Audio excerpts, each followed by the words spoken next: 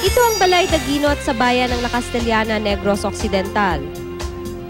Salitang Hiligaynon ang Daginot na nangangahulugang magtipid. At ang Balay Daginot kakaiba raw sa mga karaniwang bahay. Halos lahat kasi ng bahagi nito gawa sa itinapon at pinaglumaang kahoy. Ma-express kong akon nga artistic leanings, modesty aside, kag matuman ko man ang isa ko ka handom nga makapuyo sa isa ka lugar nga nami ang view, very functional, kag ma-appreciate ko sila. Taong 2010 nang ipatayo ni Raul ang Balay Daginot. Dahil isa siyang forester, nakahiligan daw niyang mangolekta ng mga luma at nagamit ng kahoy na mula pa sa iba't ibang dako ng Pilipinas.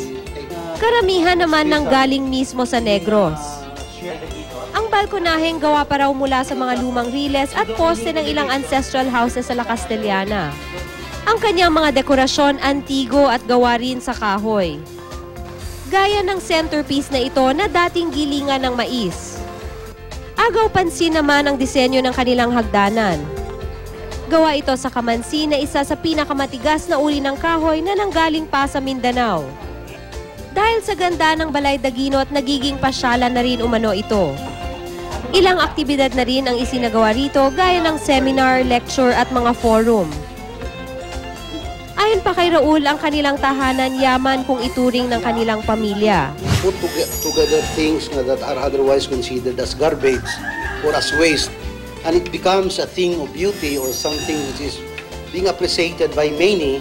Manggad sa it's a source of joy, it's a source of pride.